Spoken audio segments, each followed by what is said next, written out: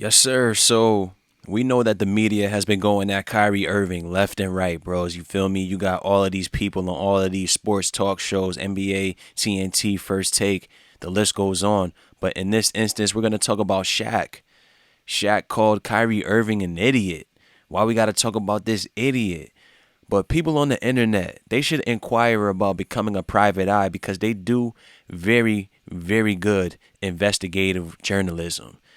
They've uncovered the fact that Shaq, one of the movie theaters that he owns, played the film that Kyrie posted the link to. Ain't that some shit? So the big Aristotle is nothing more than a big hypocrite, like the rest of these people that you see on the television screen or social media, your favorite ball player from your favorite team from the past of your childhood, wherever it may be. They're all frauds and phonies perpetrating a fraud because they got to keep that check coming in. But this is another story. Let's check this out though, because everybody's pointing the finger. Look at the picture. He's pointing the finger like he's the judge. Just like all of these people that they prompt up to be leaders, to speak up for the black community or racial injustices and whatnot. Shaquille O'Neal is no different than the rest. Shaquille O'Neal, Charles Barkley, cross-dressing Masons, Shannon Sharp, the list goes on, they're all the same. Shaquille O'Neal's theater shows Kyrie Irving's anti-Semitic movie. Fans berate Shaq over hypocritical take on Nets guard. Kyrie Irving has found himself on the wrong side of history yet again. So now they're basically trying to say he was on the wrong side of history in regards to the whole COVID-19 thing, pretty much. Even though New York has to reinstate those workers that they laid off because they didn't want to take the jab. And I think they're going to have to back pay. This time around, his inability to send out a proper apology during media sessions to the Jewish community and any other communities he's wrongfully impacted has resulted in his basketball career currently existing in a state of limbo. Of course, we're talking about the fact that the Nets guard shared a documentary from 2018 called Hebrews to Negroes on his Twitter. This film was filled with anti-Semitic tropes and fake quotes from Adolf Hitler.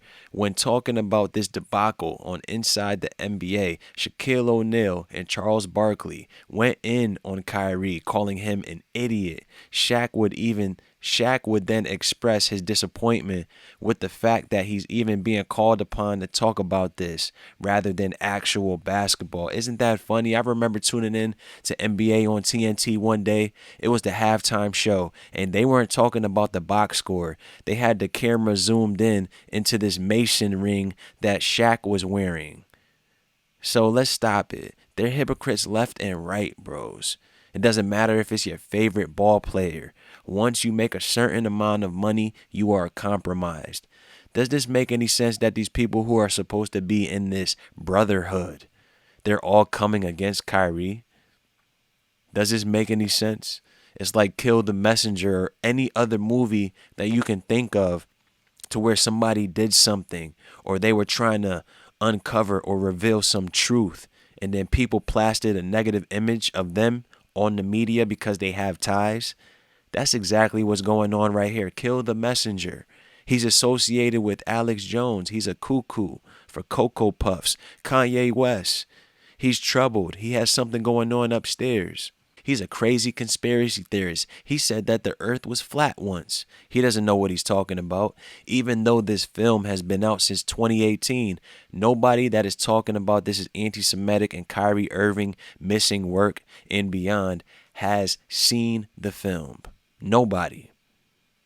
They're all using the same rhetoric. I remember seeing clips with little videos, little compilations of the news media, and they would all be saying the same script, reading off of the teleprompter, different outfits and different people, but they're reading from the same script to talk about negativity, install fear, talk about politics, gas prices, climate change, the list goes on.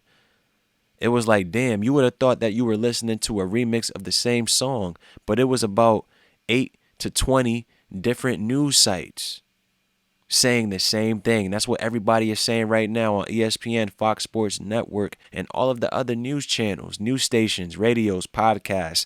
They all have the same rhetoric, regardless of what.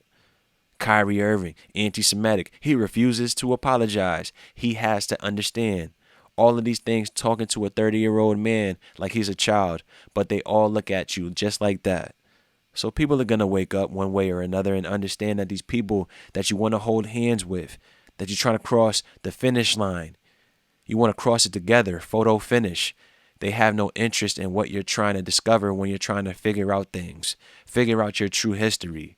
When he wants to talk about his ancestors being buried in this land, nobody has any rebuttals for that. They just want to hit you with the lowest form of rebuttaling, and that's calling you a name. They're not refuting what he's stating with facts in any of the interviews.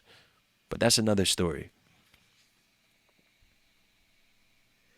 Fans, however, after some digging, have found Shaq's take to be extreme hypocritical. Shaquille O'Neal gets called a hypocrite following his Kyrie Irving comments. Some incredibly astute observations made by fans following the Kyrie Irving debacle has brought up some dirt on the big era straddle. It's been confirmed through the tweet shown below that a theater Shaq owns actually screened the movie Irving promoted back in 2018. I don't think you can call what Irving did was promotion. He did not promote it. All he did was shared it. But Shaq, on the other hand, that's promotion. He got it played in his theater. But for some odd reason, you can call yourself a Muslim. You can call yourself a God. You can call yourself a Christian.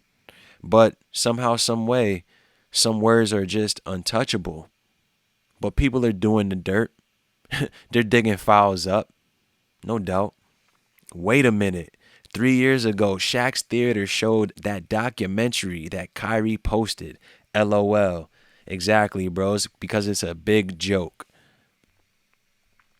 The theater is the Cityplex 12 in Newark, New Jersey, and it was the one that showed Hebrews to Negroes. Shaq never addressed this at the moment of its screening, and he has yet to address this currently. With O'Neal being an incredibly public figure, it's safe to say that the virality of this tweet would reach him soon enough. Him not having justified why a theater owned by him screened this documentary, however, has led to some fairly angry fans online. We got to start being astute, like they said, with the fans that were doing the journalistic research and all of that. We got to be astute. We got to be on game. We can't have our feelings or let the fact that we admire what somebody did in their career on our favorite team, whatever it may be, blind us from the fact that they are just a character. Especially if you're in this quote-unquote black community, because they prop up all of these athletes, entertainers, and rappers to be your leader, to be your surrogate father and whatnot. We got to cut that shit out. Check this out. This is what Shaq said. It hurts me sometimes when we have to sit up here and talk about stuff that divides the game, that we got to answer for what this idiot has done. But when Shaq had the camera zoom in on his hand to show the public that ring, he didn't care about talking about basketball then, no doubt. But as we see right here, Shaquille O'Neal is the owner. Like, these people got to proofread before they put this shit out on Google, man. Got me sounding like I can't read. Shaquille O'Neal is now the owner of the Cityplex 12. Tri-state area. Now is your chance to see the second Hebrews to Negroes movie in Newark, New Jersey. And you see it right there, Cityplex 12. That pretty much sums it up, bros. The big Aristotle is a big hypocrite. It is what it is, but they always want to attack the messenger, and that's raising the eyebrows of the public. All of these tactics are not working to their advantage. It's only validating what Kanye stated, They could talk about him being crazy all they want. They could call him a coon. They could say that he's troubled. They could say all of these shaming words. That's not going to work.